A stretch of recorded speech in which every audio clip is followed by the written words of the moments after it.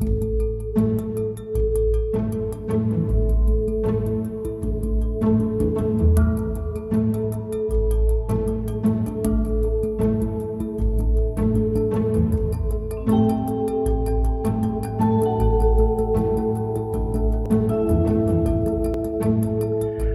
objectifs de présentation aujourd'hui sont les suivants. Premièrement, on souhaite introduire un programme de recherche d'inspiration pragmatiste en éthique de la santé.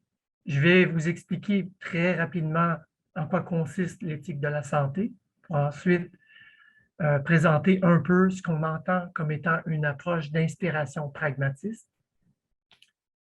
Abdou Simon va vous présenter des travaux récents sur la délibération éthique d'un point de vue pragmatiste. Ariane va vous présenter un exemple de projet de recherche participatif qui touche les questions d'éthique sur les maladies rares. Et comme je mentionnais, on espère vous engager dans une discussion sur les liens entre le pragmatisme et l'inaction. On en a déjà discuté là, avant le dîner, mais dans le contexte peut-être un peu plus précis de l'éthique de la santé, mais peut-être aussi de manière générale. Donc, j'espère que ça va pouvoir mettre la table pour une discussion. Et c'est sûr qu'on va reconnaître d'emblée qu'on a beaucoup à apprendre d'un public aussi spécialisé dans ces théories-là. Ce n'est pas tout à fait notre domaine, quoique au tout début de ma carrière de jeune chercheur, il y a une vingtaine d'années, quand je faisais ma maîtrise, je m'intéressais au débat entre la perspective cognitiviste traditionnelle et le connexionnisme dans le cadre des questions liées à la conceptualité et à la représentation. Donc, c'est une partie d'intérêt de recherche qui est un petit peu en parenthèse et en veilleuse et qu'on n'a pas tout à fait exploré dans nos travaux sur la neuroéthique, mais qu'on espère explorer avec vous aujourd'hui et d'apprendre de vous.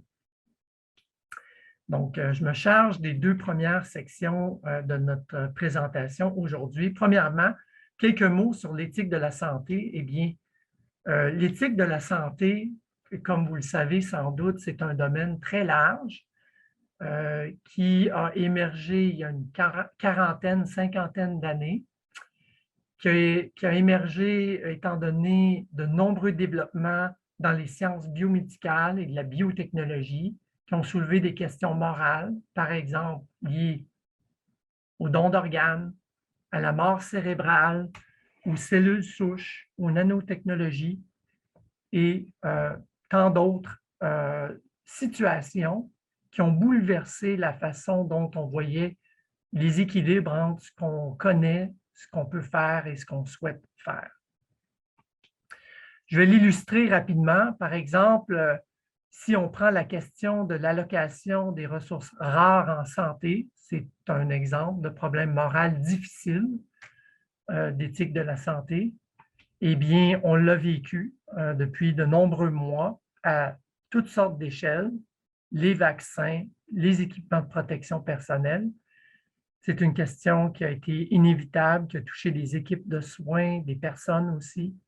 Mais c'est une question aussi qui fait surface dans d'autres contextes de santé comme l'allocation des organes au niveau de la transplantation. Et l'éthique de la santé s'intéresse à savoir comment on décide, quels critères on utilise, quelles sont les justifications de nos décisions et comment on peut procéder pour arriver à une décision, à soutenir une discussion sur une question comme celle-là. Un autre exemple, c'est si on imagine développer des biotechnologies puissantes qui peuvent avoir des impacts importants sur la vie humaine, par exemple des impacts sur la reproduction, les fonctions biologiques normales ou le vieillissement, eh bien, encore une fois, on se pose la question inévitable de savoir si on est sur le bon chemin, entre guillemets. Est-ce qu'on devrait suivre des directives spéciales pour réaliser ce type de recherche? Est-ce qu'il y a des recherches qui devraient être interdites, etc.? Quelle est la responsabilité du chercheur individuel ou collectif? C'est un autre types de situations auxquelles on fait face dans le domaine de l'éthique de la santé. Et juste pour soutenir peut-être davantage nos discussions à la fin de notre présentation, c'est peut-être intéressant de prendre acte de la diversité d'activités qui sont regroupées sous le domaine de l'éthique de la santé ou bioéthique.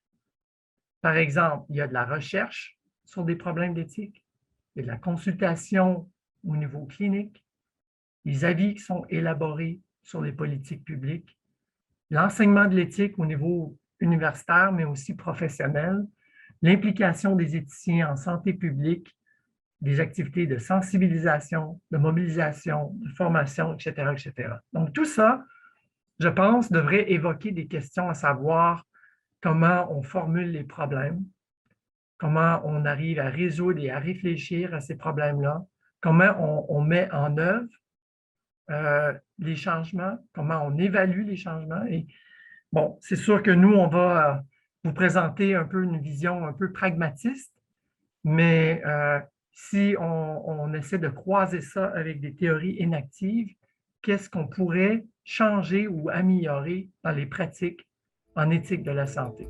Et je vais essayer de revenir à cette question-là avec vous à la fin.